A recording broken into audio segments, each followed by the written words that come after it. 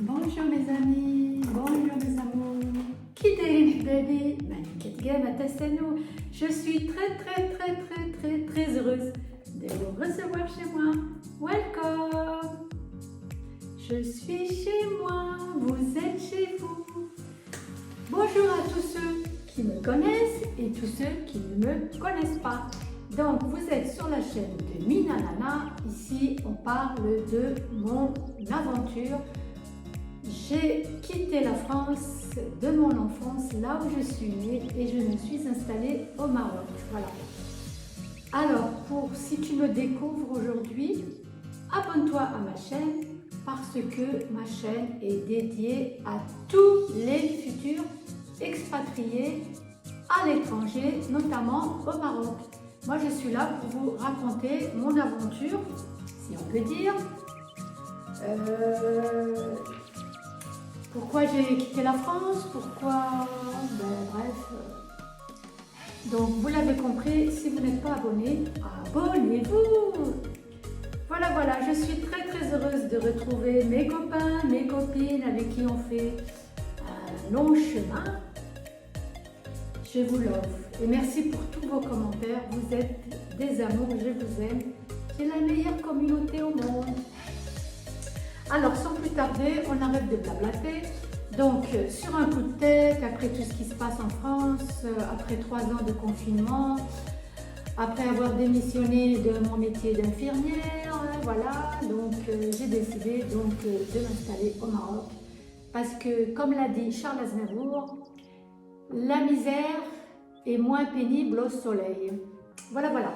Donc, si vous avez décidé de vous installer au Maroc, il faut réfléchir, il faut avoir longuement réfléchi, au moins pendant 1 an, avoir essayé de mettre de côté de l'argent et non pas faire de crédit, mettre de l'argent de côté.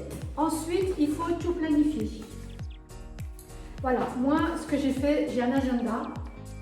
Voilà, j'ai un agenda avec toutes les dates et tout ça. Et puis, chaque jour, à partir du moment où, par exemple, je me suis expatriée au mois d'avril, donc tout le mois de mars, février-mars, j'ai noté tous les jours ce que je dois faire. Voilà, c'est super. Franchement, moi, j'oublie beaucoup de choses, donc là, c'était vraiment pratique. Donc, alors, je vais essayer de vous aider sur cette vidéo. Donc, quand vous décidez de vous expatrier, il faut avoir une organisation au niveau de votre agenda. Je vais un petit peu vous dire ce qu'il faut faire, mais chacun doit s'organiser à sa façon par rapport à ses enfants, la famille, etc. Donc moi, c'était pas compliqué, j'étais en location. Voilà. J'étais en location, donc j'ai prévenu mon bailleur. Alors il vous donne, je crois que c'était 1 mois. Donc en 1 mois, il fallait que je déménage, etc. Donc ensuite, voilà. Déjà, il faut commencer par réserver votre billet d'avion. Plus tôt il est réservé, moins ce sera coûteux pour vous. Voilà. Et puis comme je vous l'ai dit, il faut économiser de l'argent au moins pendant 1 an. Vous mettez sur un compte l'argent pour partir à l'étranger. Voilà. C'est toujours sympa d'arriver. Si vous prenez une location qui n'est pas meublée, il va falloir la meubler. Ou si vous faites comme moi, je préfère les appartements meublés, ben voilà. J'ai pas eu besoin de tout racheter. Bon, après, il y a des petites choses que je vais racheter pour me sentir chez moi, mais sinon, j'ai préféré prendre un appartement meublé. Alors, au niveau des commentaires, mettez-moi en commentaire si vous avez l'intention de venir habiter au Maroc, les sujets que vous voulez que je vous parle. D'accord? Moi, ça c'est le 3e vlog. C'est le 3e vlog, donc je vous explique comment j'ai quitté la France. Le prochain vlog sera comment trouver un logement au Maroc, parce que je suis au Maroc, d'accord? Comment trouver un logement au Maroc à petit prix et surtout sans se faire arnaquer. Donc si vous n'êtes pas abonné, abonnez-vous pour ne pas rater mes vidéos. Donc moi je vous raconte mon expérience. Donc surtout prévoir le changement d'adresse. transférer le courrier. Alors, soit vous pouvez transférer le courrier directement au Maroc, dans le pays où vous êtes, soit vous pouvez transférer le courrier chez vos parents, chez vos enfants, comme vous voulez. L'idéal, c'est de le faire pendant 1 an. Alors, c'est trop génial parce que maintenant, ils ont un site, La Poste, où tu t'inscris et tu gères tout ça, même de l'étranger, tu gères, c'est top. Je veux dire que même si ton transfert de courrier arrive à la fin, eh ben pour pas que ton courrier se perde, maintenant c'est trop génial l'internet, on peut gérer de d'Agadir, je vais rajouter 6 mois mon courrier, d'accord? Il va falloir penser à arrêter l'électricité et le gaz, donc il faut les appeler pour pouvoir payer d'avance ou si vous pouvez payer en ligne, c'est encore mieux. Donc moi j'avais téléphoné pour arrêter Engie, gaz, électricité, il m'avait dit il faut nous appeler le jour même. Bon, je les ai appelés de l'aéroport, d'accord. Bon après, ce qui me reste à payer, je le paye au niveau sur internet, en ligne. Voilà. Il faut aussi penser à résilier la box fibre, l'assurance maison. Donc moi j'ai eu un souci avec la box fibre parce que je l'avais moins d'1 an. Donc je ne pouvais pas la résilier, ils m'ont demandé 500 € pour la résiliation. J'ai dit, vous avez fumé la moquette ou quoi, 500 €, ce n'est pas possible. Donc en fait, ils m'ont demandé que quand je serai au Maroc, de leur envoyer mon bail, mon nouveau bail. C'était un bail de 6 mois, non pas 6 mois, plutôt 1 an, 2 ans, 3 ans, vous envoyez le bail et c'est résilié directement. Donc ce que j'ai fait, j'ai laissé ma fibre, ma box chez ma fille, elle va gérer. Et puis quand je vais lui envoyer mon bail et puis du coup elle va déposer la fibre chez Bouygues Télécom. Résilier l'assurance maison. Alors l'assurance maison, j'ai téléphoné pour la résilier et bien déjà j'ai compris qu'on n'était pas libre en France. J'ai voulu résilier l'assurance maison, ben non c'est pas possible. Ça fait des années que je suis chez la Massif. Ils m'ont dit non, vous partez pas comme ça, madame. Ah bon, je pars comment? Il nous faut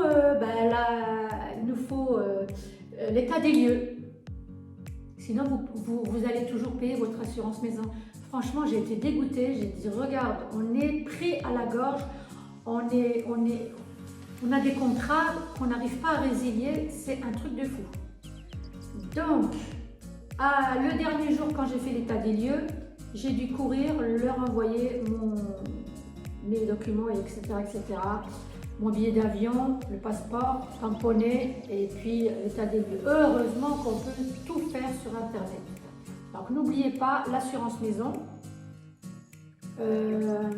Et puis si vous avez des soucis de santé, moi je vous recommande d'aller voir le médecin avant de voyager, faire un check-up dentaire et puis aller voir votre médecin. Et puis qui vous donne des trucs contre la tourista, des trucs comme ça, du Doliprane, la tourista, parce que quand on change de pays, le temps de s'adapter, on peut choper la tourista n'importe où dans le monde. Donc ils vous donnent des trucs, machin, voilà. N'oubliez pas non plus de commander la carte européenne au niveau de la Sécu, comme ça si vous êtes hospitalisé, peu importe n'importe où, vous avez, c'est pris en charge par la Sécu en France. Voilà. Pareil, j'ai voulu résilier ma mutuelle, parce que du coup, j'habite plus en France, j'habite à l'étranger. Et bien, la mutuelle, c'est pareil, ils te demandent le bail. Donc, je vais envoyer, je n'ai pas encore fait, j'envoie le bail à ma mutuelle, comme ça, ils arrêtent les prélèvements. Voilà. Vérifiez la validité de vos documents pour voyager, la carte d'identité et le passeport, c'est important. Mais ça, sincèrement, il faut le jour où tu penses que tu vas aller vivre à l'étranger, tu regardes ton passeport et ta pièce d'identité. Hein. Il ne faut pas arriver à l'étranger avec des documents qui sont périmés, c'est la galère. Alors aussi, aller à la banque, il faut aller à la banque parce que si tu as besoin de tirer de l'argent à l'étranger, moi je suis à la banque, donc j'ai demandé où est-ce que, par exemple, à la BNP Paribas, on peut tirer au Maroc sans avoir de frais bancaires tous les jours ou tous les mois. Figurez-vous qu'ils m'ont dit c'est bien, vous avez bien fait de venir nous voir parce qu'on est en partenariat avec la BMCI au Maroc. Donc si vous tirez de l'argent à la BMCI au Maroc, vous avez 0 frais. Effectivement, quand je suis venue au Maroc, j'ai vu qu'il y avait pas mal de BMCI et puis ils ont le logo de la BNP Paribas. Donc ça, c'est très bien à savoir. Voilà. Après, vous pouvez vous renseigner aussi au consulat marocain. Il y a des banques là-bas. Vous pouvez ouvrir un compte international. Vous pouvez ouvrir un compte et comme ça, vous pouvez... moi, c'est ce que j'ai fait. Donc, j'ai fait des virements de mon salaire pour le Maroc. Voilà. Donc, qu'est-ce qu'il y a d'autre? Ah oui, si vous voulez travailler au Maroc, il faut postuler, commencer à postuler. Alors, vous allez me dire, oui, mais vous pouvez travailler partout comme en France. Quand on cherche du travail, on trouve. Il suffit d'envoyer votre CV, votre lettre de motivation. Tout se passe sur Internet. Il y a un site, LinkedIn, je ne sais pas trop. Si vous voulez, je vous mettrai tout ça en barre d'informations. LinkedIn. Enfin, moi, je ne sais pas parce que moi, je travaille chez moi. Je suis auto-entrepreneur, donc je travaille chez moi. Mais pour ceux qui cherchent du travail, il y a des facilités de trouver du travail. Je peux vous faire un vlog spécial comment trouver du travail. J'ai des amis ici français qui ont trouvé du travail dans des centres d'appel. Bouygues, La Redoute, vous ne pouvez pas vous imaginer. Tous les centres d'appel de France sont ici au Maroc. La Redoute, Cdiscount, Bouygues, Free, SFR et SFR, ils sont là. Donc, vous pouvez travailler dans des centres d'appel en attendant, d'accord? Il faut aussi pouvoir chercher des écoles privées, il y en a. Vous avez des écoles privées dans toutes les grandes villes du Maroc, il suffit de chercher sur Internet. Alors pareil, je prévois de vous faire un vlog, de visiter une école privée et puis de vous montrer, de vous dire combien ça coûte. Alors, pour le logement, c'est très facile. Pareil, le prochain vlog, après celui-ci, ce sera comment trouver un logement au Maroc facilement et sans arnaque surtout, ok? Donc, j'ai ma propre expérience que je vais partager avec vous. Alors, juste pour un petit peu vous éclairer, quand on arrive pour une expatriation, il n'y a pas besoin de trouver un logement bien avant. Vous arrivez, vous louez un hôtel pendant 15 jours et les visites, c'est sur place, mes amis. Vous faites les visites sur place. Il ne faut jamais envoyer d'argent avant.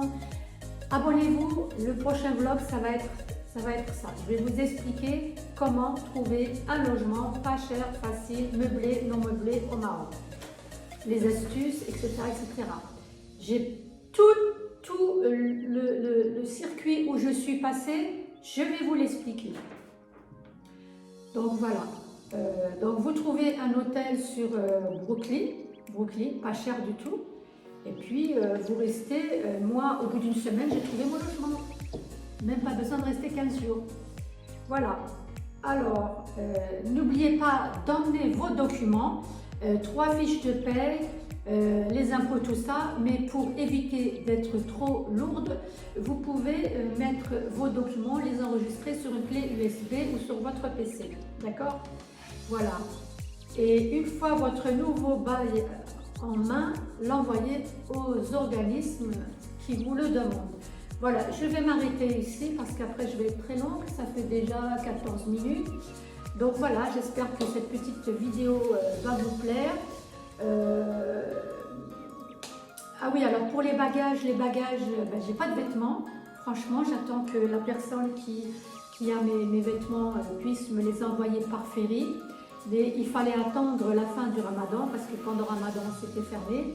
Donc là, le 1er mai, c'est l'Aïd. Et donc, je vais pouvoir recevoir mes vêtements. Mais là, comme vous voyez, je ne suis pas à poil. J'ai des superbes djellabas. C'est sympa. Mais comme j'ai dû amener beaucoup de choses, les petites choses, les petits vêtements, tout ça, je les ai laissés. Il y a des transporteurs. Alors ça aussi, si vous voulez des adresses, des numéros de téléphone, j'ai des transporteurs qui se déplacent jusqu'à chez vous et qui prennent vos colis, vos bagages et vont vous les transporter jusqu'à chez vous, que vous soyez à Tanger ou à La Réunion. Voilà mes amis, je vais arrêter de blablater. Je vous fais des gros bisous et au prochain vlog. Et n'oubliez pas, prenez soin de vous et I love you. Et Eid Mubarak, je vous souhaite plein de bonnes choses. Cette année, l'Aïd est